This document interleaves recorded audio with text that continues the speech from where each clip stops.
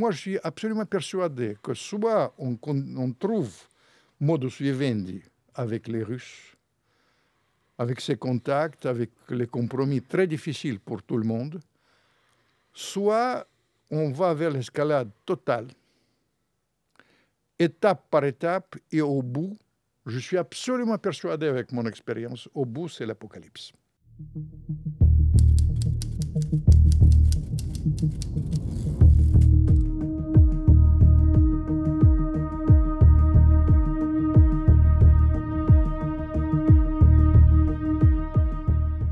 Bonjour à tous, chers abonnés d'Omerta, ravi de vous recevoir ce matin pour une nouvelle édition de notre série de podcasts. En particulier, celui-ci s'intitule Le Grand Jeu. Vous allez comprendre pourquoi. On va parler beaucoup de diplomatie, de haute diplomatie, puisque aujourd'hui, je reçois l'écrivain franco-russe Vladimir Fedorovski. Bonjour Vladimir. Bonjour Régis. Alors vous êtes un habitué d'Omerta, hein, c'est pas la première fois que vous venez. On va, comme je le disais en introduction, on va essayer justement aujourd'hui de parler de ces relations franco-russes, mais sous l'angle de la diplomatie, sous l'angle de ce qui peut se produire. Aujourd'hui, il va peut-être y avoir un nouveau sommet russo-américain. On va en discuter. Peut-être bien que oui, peut-être bien que non. Voilà, c'est ce qu'on a appris. Ça va se faire, ça va pas se faire. Vous allez nous dire avec vos infos ce que vous en savez. Pour commencer, néanmoins, vous m'avez parlé de votre prochain livre qui traite d'un personnage qui s'appelle D'Artagnan de Saint-Pétersbourg. D'Artagnan de Saint-Pétersbourg, c'est un livre qui vient de sortir. Vous savez, je vais vous dire, pour comprendre la situation de maintenant, il faut revenir à deux personnages qui sont des fondateurs de la géopolitique, de la diplomatie. En Russie, c'est Ivan le Terrible, on a traité ça dans l'ancien livre, et maintenant ça sort, c'est un livre flamboyant. Au premier degré, c'est dans la filière d'un livre que tout le monde a lu, 1 million d'exemplaires, c'est le roman de Saint-Pétersbourg. Vous vous souvenez, il y a 30 ans, j'ai fait un best-seller dans le monde entier, 28 pays quand même. Vous savez, je suis écrivain beaucoup traduit dans le monde. Et c'est dans cette filière-là, c'est un livre de révélation, surtout pour, vous savez, les temps sont tristes. Et je voudrais faire un cadeau la veille de Noël. Vous voulez nous remonter le moral. Le moral, parce que le personnage, personne ne connaît en France. En revanche, il a joué un rôle. C'est quoi un D'Artagnan déjà? D'Artagnan, parce que c'est un grand aventurier devant l'internel, un garçon. Il s'appelle Armand de Lestoc. Vous savez, il était copain de Pierre le Grand. C'était l'époque, la grande époque occidentaliste, Pierre le Grand. C'est un Français. Amant, en français.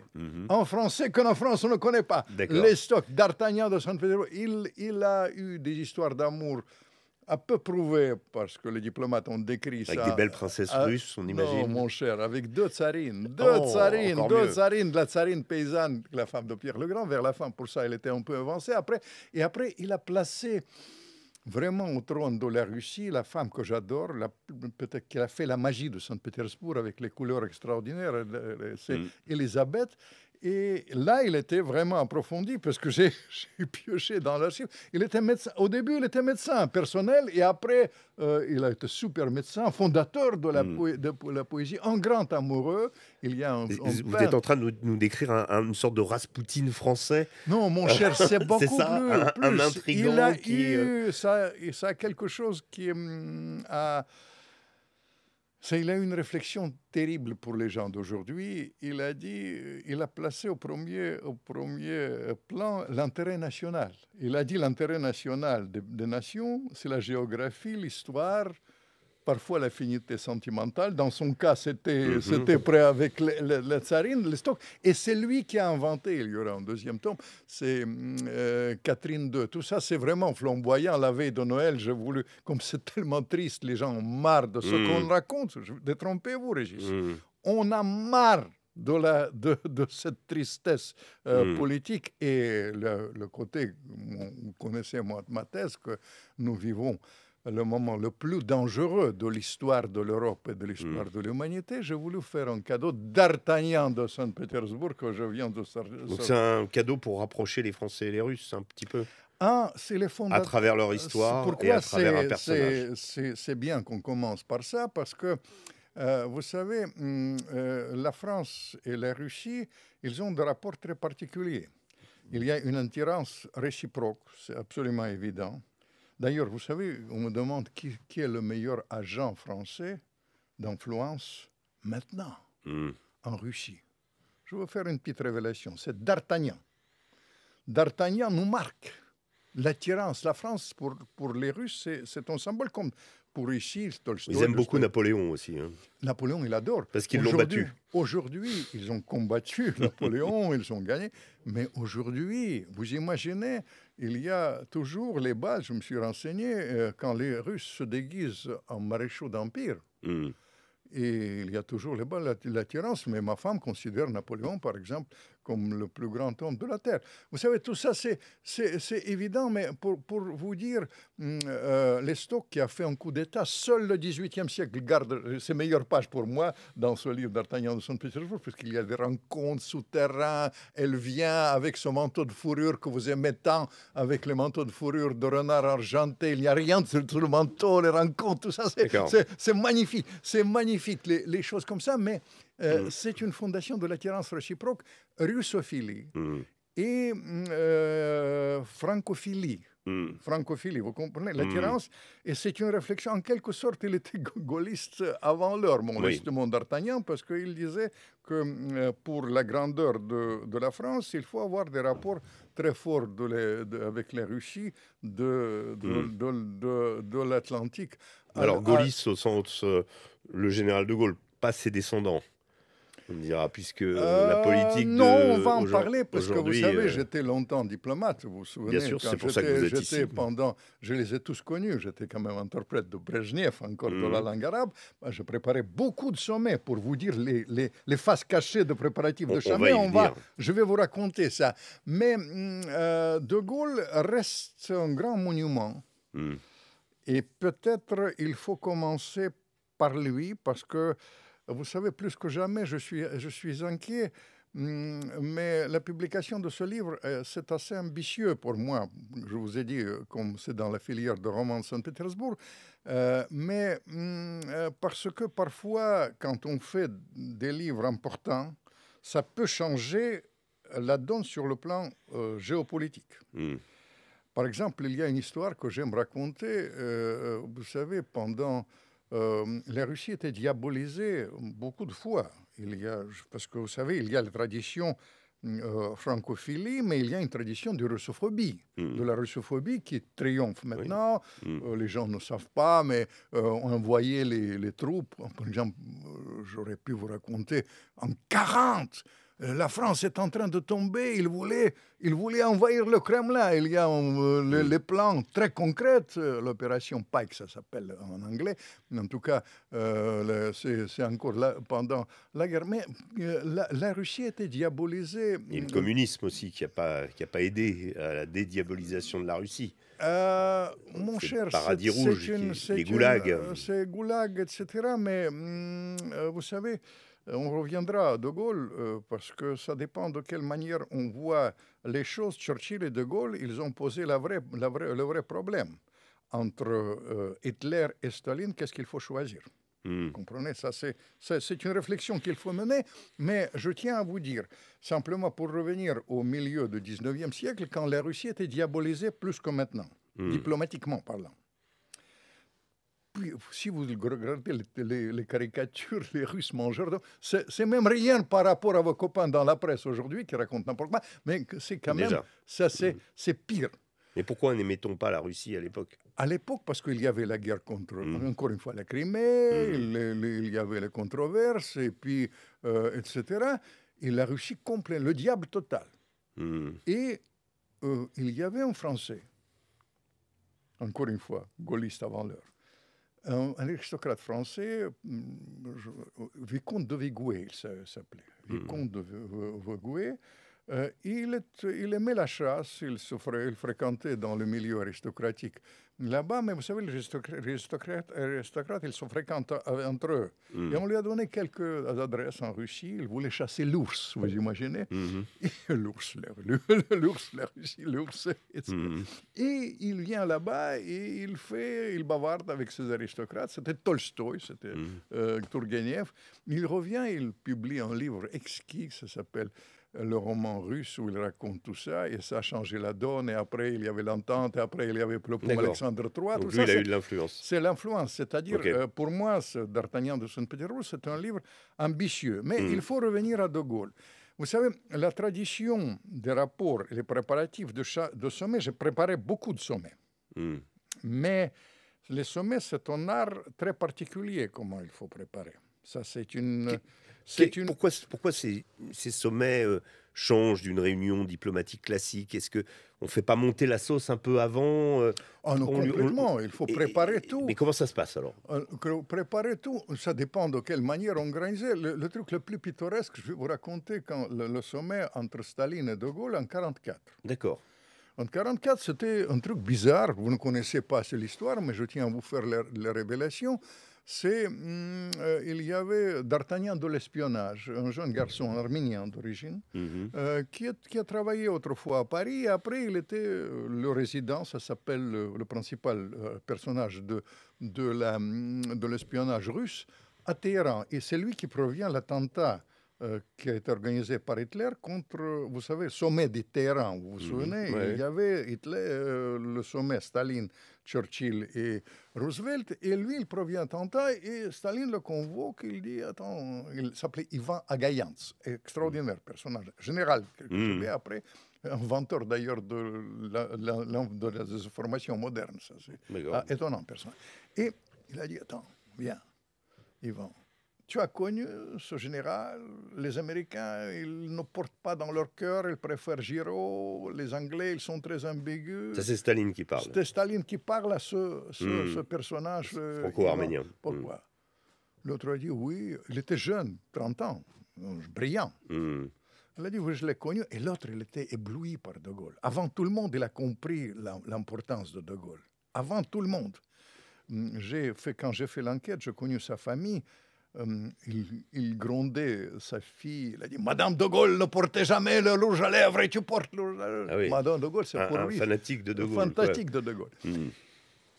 Il vient et il envoie ce personnage voir De Gaulle. Il a dit, tu l'as connu, va, il est à Alger, va là-bas. Préparatif de chambre psychologique. Psychologique. Ça, c'est très important dans notre histoire. Je vais vous raconter comment ça s'est passé après avec Gorbatchev. En ce moment, c'est Steve Witkoff et Kirill Dmitriev. Exactement, exactement. Ça, on va vous raconter. On va en parler. On va en parler.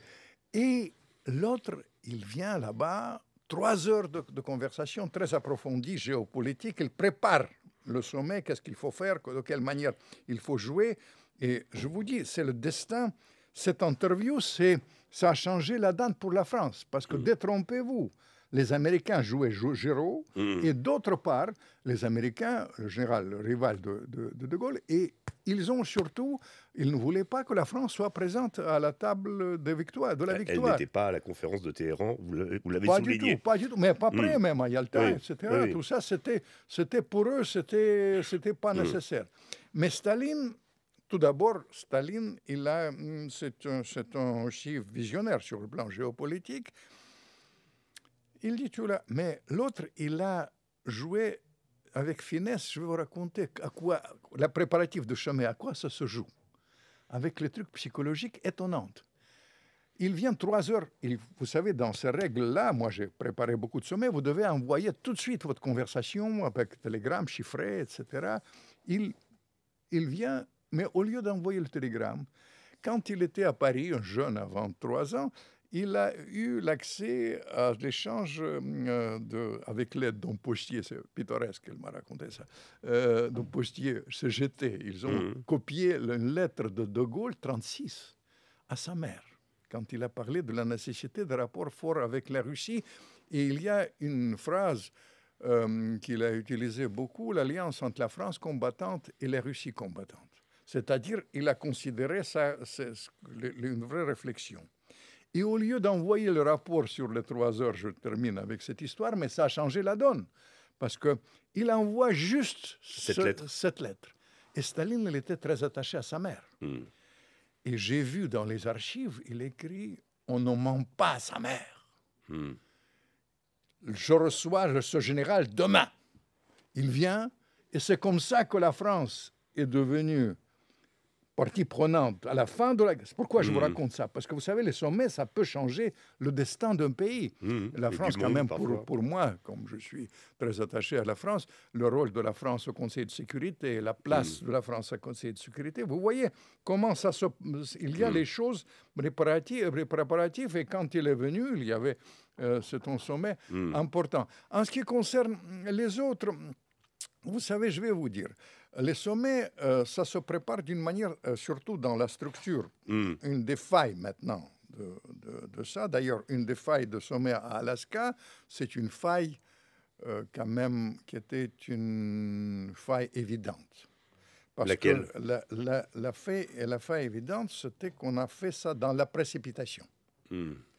C'est-à-dire, moi, pour Gorbatchev, et surtout avec l'Orient, j'ai préparé beaucoup de sommets. Tout ça se prépare d'une manière très pointue en amont. En amont, vous vous souvenez, je vous ai raconté mes rapports avec Kissinger. Vous savez, Kissinger, il venait toujours préparer plusieurs fois, j'ai assisté à ça, plusieurs fois, les rapports vraiment d'une manière très pointue, les dossiers pour dossier, les choses comme ça. C'est-à-dire, pratiquement, quand vous venez au sommet, tout doit être ficelé. Ça peut changer, mais, et ça, d'où vient le rôle de ces go-between maintenant? Par exemple, vous avez parlé de Witkoff et de Dmitriev. Ça, c'est les choses comme ça. Mais il y a... Vous nous dites que Anchorage, ça a été précipité. Est-ce que la question, on vient d'apprendre que le sommet n'avait pas de date précise à Budapest, qu'il va peut-être avoir lieu, il va peut-être pas avoir lieu. Est-ce que l'une des raisons principales, c'est pour éviter une nouvelle précipitation? Ou est-ce que c'est parce que Poutine ne veut pas arrêter la guerre? Il y a 2 aspects là-dedans. Parce que, évidemment, ils ne veulent pas répétition ça, ils veulent préparer ça beaucoup plus. Ça, c'est évident. Qui ça, les Américains ou les Russes? Les Américains et les Russes, les deux. Les deux. Dans la réalité, ce n'est pas le caractère de Trump. Parce que vous savez, je vais vous dire, Trump, ce n'est pas un diplomate professionnel. Et je l'observe parce que vous avez lu son livre sur l'art du deal. Oui, l'art du deal. Vous savez, il est persuadé que dire tout et son contraire en une journée, c'est la meilleure diplomatie. Ce n'est pas mon avis. À mon avis, il faut avoir des choses très strictes. Parfois, on peut jouer, mais lui, il est comme ça. Il est comme ça et il pense que comme ça, il peut obtenir. Il lance les choses, il recule, il fait en 3 jours, il fait 3 positions différentes, etc. Et ça énerve les Russes, ça leur fait peur? Non, les Russes le regardent avec beaucoup de recul. Ça énerve plutôt les Européens, ça énerve Zelensky. Est-ce qu'ils sont contents, les Russes, d'avoir Trump en face? Ça dépend. Les Russes, il y a 2 tendances aussi. Comme ici, il y a 2 tendances autour de Trump. Il y a 2 tendances qui veulent arrangement. Et il y a 2 tendances évidentes autour de ça. D'où viennent les va-et-vient? La tendance qui prime maintenant, c'est une tendance qui considère qu'ils ont le vent en poupe. Que sur le plan militaire, la situation est irréversible en leur faveur. Parce que vous savez, il ne faut pas toujours prendre au sérieux ce qu'on vous raconte dans le mainstream. Vous êtes très pointu, vous analysez la situation parce que vous avez les gens sur place et vous connaissez que les Russes avancent, contrairement à ce qu'on pense. Dans plusieurs régions, je ne voudrais pas vous submerger avec le nom de Pakrovsk, Liman, etc. Mais vous connaissez tout ça. Vous le présentez, mais voilà, simplement, il y a quasi-encerclement. Les poches, etc. Tout ça, c'est dans plusieurs endroits, les lignes de front. Et ça, c'est une analyse de ces gens-là. Je l'appelle, vous l'appelez ça, vous savez, l'odeur de la victoire, je l'appelle ça le parfum de la victoire. Dans ce milieu, il considère que, et je vais vous dire, ce milieu, il ne faut pas sous-estimer. Il y a le milieu de l'armée, mais il y a l'opinion publique, puisque l'opinion publique a soutenu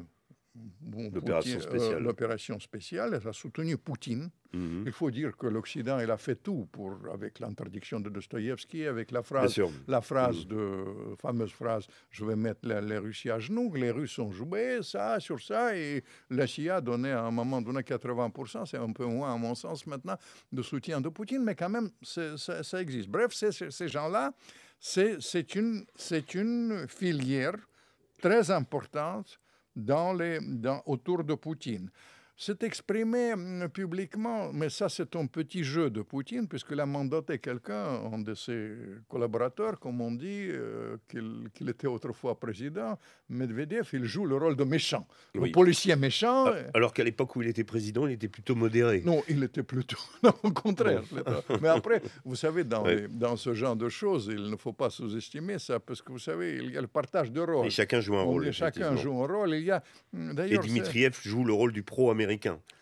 Il est attribué, exactement, vous sentez les choses. C'est ce que dans cette affaire, il y a beaucoup de théâtre. Je ne voudrais pas que ce soit le théâtre d'absurde. Non, mais ça, on sent bien les choses comme ça, partage de rôle, mais il y a une réalité de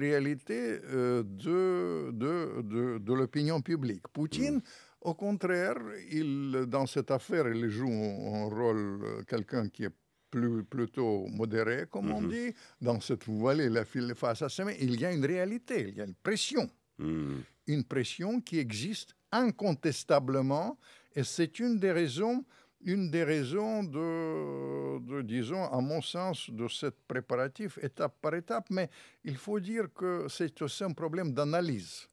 Les Européennes, d'ailleurs les Européennes, quand ils assistent sur la nécessité de cessez-le-feu immédiate, ils pensent que maintenant la situation est dramatique sur le front, parce qu'il faut encore une fois distinguer entre le théâtre et la réalité. Et une guerre, ça se remporte sur le front. C'est la réalité. La réalité nous rattrape, et les Européennes, quand ils sont inquiets aussi, vous savez. Vous avez vu cette publication étonnante d'un amiral Richardson l'autre jour, qui dit que de toute manière c'est impossible que renverser la situation militairement, alors essayez de faire. C'est-à-dire, mais ils veulent quand même garder les rapports avec les Américains, et ça, c'est un aspect. Mais on sent que des deux côtés, il y a quand même une volonté de ne pas heurter l'autre définitivement.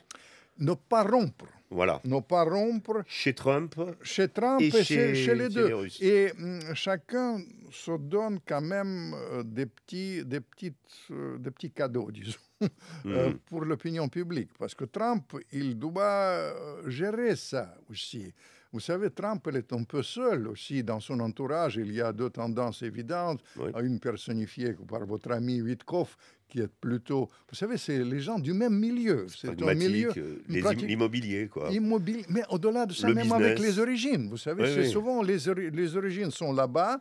Il y a deux tendances évidentes. Moi, je les ai très bien connues. On a parlé de ça plusieurs fois avec les néoconservateurs américains. C'est souvent leurs ancêtres sont venus de là-bas. Je vous ai raconté ça plusieurs fois. Il y a les gens qui haïssent les Russes. Hollande, pas Hollande. Parler d'Anthony Blinken, Victoria Nuland. Je parlais de Nuland. J'ai failli dire Hollande. Non, Hollande n'est pas de le même. Mais ils haïssent les Russes. Et je leur dis, mais ça... Et les autres, par exemple, le gendre de Kouchner, j'ai me raconté, il est pratiquement du même village que Chagall, que j'ai bien connu, dans la Biélorussie. Il vient de Biélorussie, il a fait rapport, il est passionné de Tolstoï. Tout ça, c'est les choses qui sont étonnantes. Et ces deux tendances, ils s'affrontent. Parce qu'il y a toujours, quand Trump il joue, sur ça, c'est évidemment son art de faire tout et son contraire, mais aussi ça reflète l'influence de la dernière venue. Bien sûr. Ça, c'est aussi en lui. Mais il y a quand même pour ce sommet, on va revenir avec mes expériences avec Brezhnev, avec Gorbatchev, etc. Mais arrêtons-nous sur ce sommet, essayons de creuser. Ça a surpris tout le monde. La position de Viktor Orban n'est pas une surprise, mais elle est on va dire une concrétisation, ou au moins c'est-à-dire la Hongrie a pris la place que peut-être De Gaulle aurait eu si la France avait été dirigée par lui à Ça aurait l'époque. pu être Paris. Mais ça sera peut-être Budapest, parce que Peut-être, je n'exclus pas. Orban plaît à Trump et il plaît à Poutine. Ça, c'est côté psychologique qui joue. Dans Mm. les sommets, je vous ai raconté cette affinité quand Oui. il dit là, on ment pas à Staline, on ment pas à sa mère. Psychologique. Mm. Psychologiquement, évidemment, c'est une chose qui est une nécessité. Il y a aussi le fait que, détrompez-vous, il y a quand même, il fallait trouver l'issue à cette affaire de Tomahawk. Vous connaissez Oui. ces fusées qui sont des fusées quand même. C'est les anciens fusées, ça ne peut pas changer réellement la donne sur le plan militaire, mais c'est quand même l'arme stratégique qui peut porter les armes nucléaires. En Et ça, les Russes sont sensibles à ça. Ils sont sensibles à ça, c'est-à-dire il y a l'aspect, l'opinion publique est sensible sur ça, l'armée est sensible sur ça. Sur le plan militaire, je vous dis, si on croit aux données par la CIA à Wall Street Journal, je crois, non, au Washington Post, ils ont dit c'est entre 20 et 50 fusées. Si les chiffres sont vrais, ça ne peut pas changer la donne. C'est pas vrai. C'est pas vrai, mais symboliquement, c'est gênant.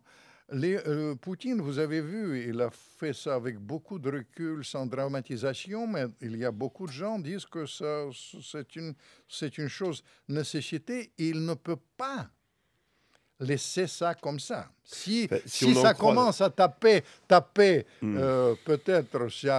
pas exactement sur le Kremlin, je doute fort que les Américains...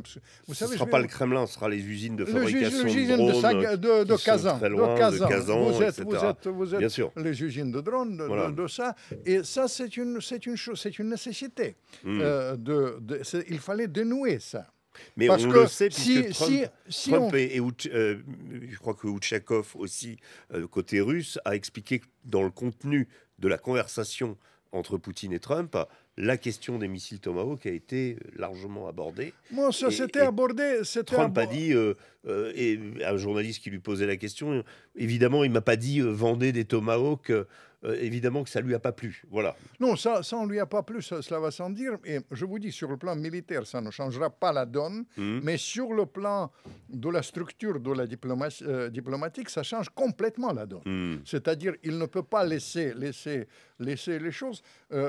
Pourquoi je suis vraiment un grand partisan de cette rencontre et de la rencontre d'une manière générale, parce que vous savez, les contacts, il faut continuer à avoir les contacts. Moi, j'ai participé, j'étais physiquement chargé de mener les contacts au pire moment de la guerre froide.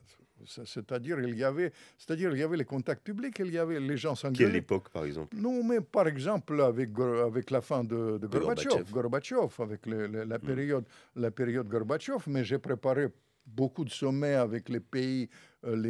J'étais au début, vous savez, avec Brezhnev, c'est plutôt l'Orient. Par exemple, j'étais mêlé à cette affaire extraordinaire. La première chose, je vous ai raconté, la guerre de Kippour. Quand on a dénoué les choses avec Kissinger, avec beaucoup de subtilité, etc. Et ça, tout ça, c'est les choses. Mais vous savez, le contact, tout d'abord, c'est vital. Moi, j'ai regretté beaucoup que, par exemple, les Européens n'ont pas su de garder les contacts. Ils ont laissé une faille. Moi, je suis inquiet pour ça. Je pense qu'il faut que les Européens aussi, parce que c'est quand même l'Europe, puissent avoir des contacts. Autrement, ce sera très difficile. Mais du coup, des gens comme Viktor Orban, eux, ont le contact. C'est-à-dire le contact qui a été délaissé. Et les Américains, on a laissé tout aux Américains. Aussi, oui. Aux Américains, ça c'est une chose qu'il faudra comme ça faire avec beaucoup de vraiment. Il faudra regarder ça de très près. Autrement, ce sera très difficile. Pourquoi je suis très attaché à ça aussi? Parce que je considère que c'est presque une rencontre de la dernière chance diplomatiquement parlant. Parce que la diplomatie était tuée, soyons très clairs. avant Trump, et on a renoué un peu avec la diplomatie avec Trump. Et ça, c'est une chose. C'est pas la diplomatie entre les copains, comme j'appelle la diplomatie, comme l'amour avec soi-même. C'est-à-dire, il y a les rencontres entre les gens qui partagent les mêmes positions, les Européennes, etc. Mais ça, c'est une diplomatie avec un partenaire. Et ça, c'est une chose importante. Je dois vous dire pourquoi c'est la dernière chance. Parce que l'affaire de Tomahawk peut vraiment faire couler ces contacts. Et dans ce cas-là, les Russes, ils peuvent réagir. Comment ils peuvent réagir? C'est une chose très simple. Vous savez que ces fusées, ils ne peuvent pas être gérées.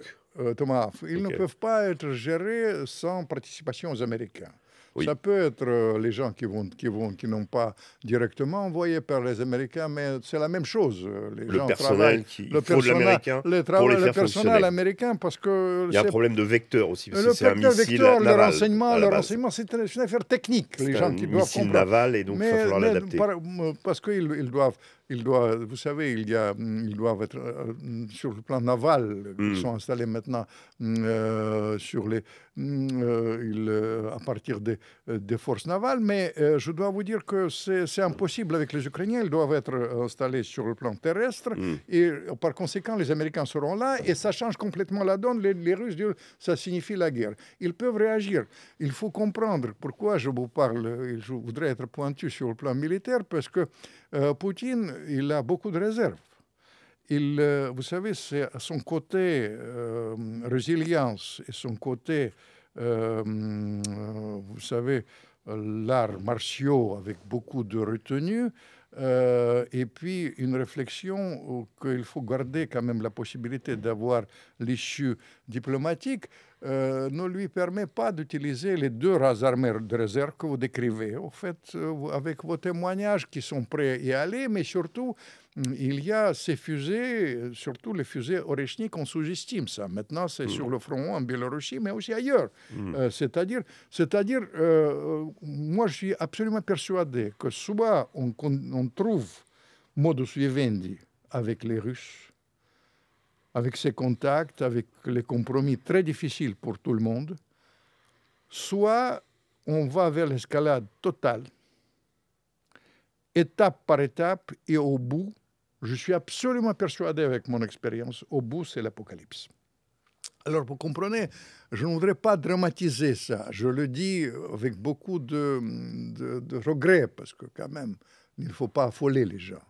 Mais la situation est dramatique et c'est un sommet qu'il faut souhaiter que ça marche. Je vais revenir sur cette notion d'apocalypse que vous aviez déjà utilisée dans un précédent entretien que vous aviez donné à Omerta. Est-ce que vous, dans votre histoire de diplomate, vous êtes parfois approché d'une confrontation? Et qu'est-ce qui, à ces époques-là, avec Gorbatchev ou avec d'autres avant, a fait que ça ne s'est pas produit?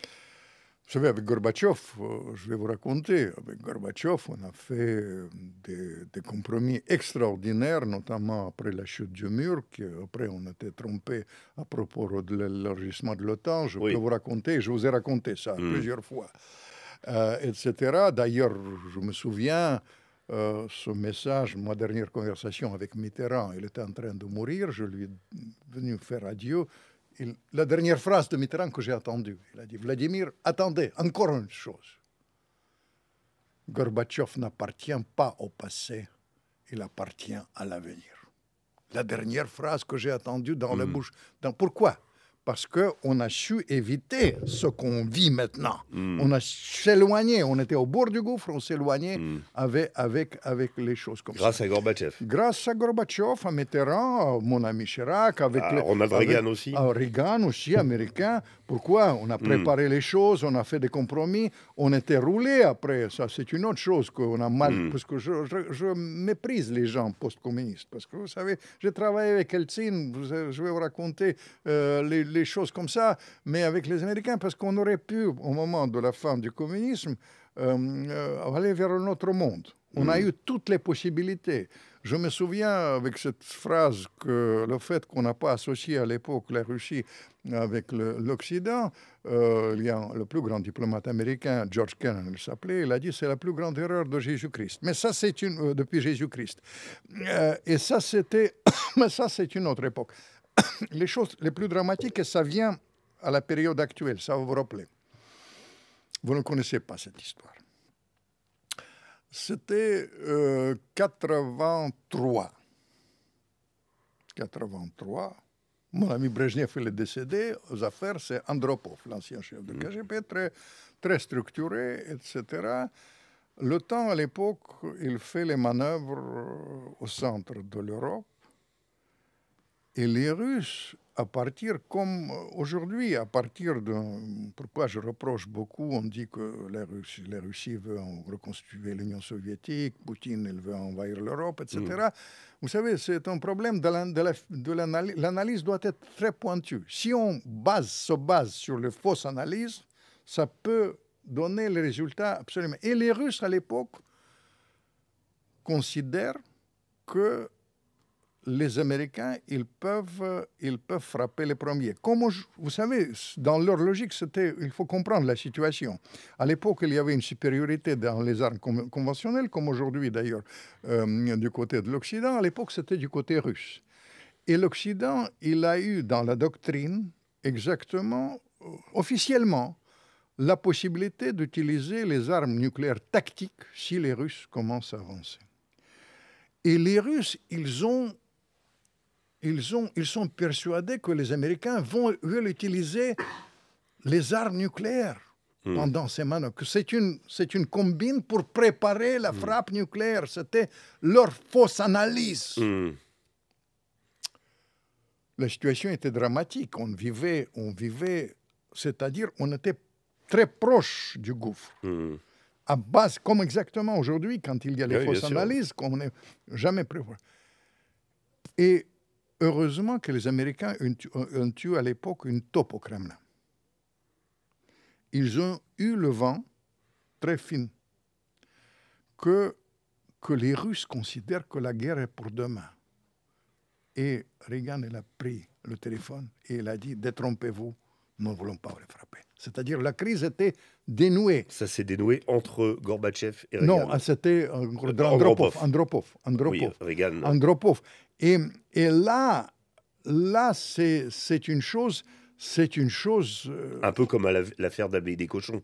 Non, la baie de cochon, moi, je n'ai pas connu ça. Ça, j'étais aux affaires. Oui. Mais la baie de cochon, c'est extraordinaire. Vraiment, la baie de cochon, ça, c'est une... Je ne vais pas vous raconter les contacts, parce qu'il y avait les contacts très pittoresques. Vous savez que c'était dénoué grâce à une sorte de playboy, je vais vous raconter, puisqu'il sortait avec les actrices de Hollywood, avec ce playboy qui était un espion russe, qui fréquentait Robert Kennedy, tout ça, c'était Bolchakov. C'était une pittoresque, mais à l'époque, c'était les gens, je vais vous dire la différence. C'est allé très près, c'est ça que je veux dire. Très près à deux, vraiment... Allez, je vais vous raconter. Ils ont compris et il y avait un très bon diplomate, un grand ambassadeur là-bas. Il a dit il faut jouer tout de suite, envoyer ça au Kremlin. Ils envoient l'ultimatum et avec la date, l'ultimatum arrive au Kremlin. Il ne dort pas dans les deux cas. Vous pensez bien qu'aujourd'hui, quand on est au bord de gouffre, il dort très bien. Ils font d'autres choses. Mais il ne dort pas dans les deux côtés, au Kremlin. Et là-bas, il y avait les lits de campement qui étaient installés. Ils reçoivent, etc. Ils discutent. Finalement, ils donnent le feu vert pour dénouer ça. Il dit on enlève les fusées de Cuba, mais il faut envoyer ça. Il reste... quelques minutes. Ça s'est joué à très peu. C'est joué et l'assistant de Gorbatchev m'a raconté, il était chargé d'envoyer ça parce qu'ils n'ont pas le temps même de faire le télégramme. Ils ont dit on va répondre à la radio directement. Il était chargé d'envoyer, d'apporter la lettre, il enlève, la voiture part en flèche là-bas, il vient dans l'ascenseur et entre les 2 étages, l'ascenseur s'arrête. Il reste 5 minutes. Heureusement, ce n'était pas l'ascenseur qu'aujourd'hui, fermé. C'était avec les cages, vous vous souvenez avec... Il jette ce papier et le speaker, il répond, et comme ça. Mais après, je vais vous dire, quand je suis plus qu'inquiet aujourd'hui, quand j'en parle. Kennedy, il disait, dans la guerre qui nous attend, il n'y aura pas ni vainqueur ni vainqueur. Et ça, ils ont eu peur de la guerre. Et je dois vous dire que, pour revenir à Trump, je regarde avec ce théâtre et ce côté tout et son contraire, je regarde avec effroi dans la réalité, parce que je pense qu'il faut être très strict dans la stratégie, dans la tactique. Mais en revanche, la phrase qu'il a prononcée quelques secondes après l'annonce de cette rencontre de Budapest, j'espère qu'il se réalisera malgré les hauts et les bas, il y a, je pense qu'il a dit que on a su même, il a dit, nous avons su prévenir la guerre mondiale. Il a prononcé ce mot et ce mot n'était pas repris par la presse. Maintenant, il y a quelques jours. Et moi, je suis persuadé que c'est une rencontre de la dernière chance. Il y a un aspect sur le plan... Vous savez, je regarde comment il faut dénouer ça. Parce qu'on parle... Les compromis autour de l'entrée de l'ère... Je vous ai parlé de la nécessité de l'entrée, discuter l'entrée de l'Ukraine à l'Union européenne, peut-être comme pas l'OTAN, mais l'Union européenne, comme ça, c'est-à-dire il faut trouver l'issue au compromis. Eux, ils ont dit, et ça c'est les Ukrainiens antiques, c'est-à-dire il faut reconnaître le statu quo sur le plan territorial, mais essayer d'avoir les garanties sur le plan... Personne n'est vraiment d'accord, puisque apparemment Poutine veut le Donbass, l'intégralité. Trump est plus sur une ligne, on gèle le front, qu'il essaye d'imposer aux Ukrainiens. Qu'il essaie d'imposer aux Ukrainiens. Les Ukrainiens ne sont pas d'accord, mais les Ukrainiens sont dans la situation dramatique. Détrompez-vous, parce qu'il ne faut pas qu'on répète des trucs propagandistes de 2 côtés. Je ne vais pas approfondir les choses dramatiques sur le plan de l'Ukraine, mais il y a un aspect sur lequel je voudrais introduire, et ça, personne n'en a parlé ici, et je voudrais bien qu'on sache ça. La situation est dramatique aussi sur le plan des accidents nucléaires là-bas.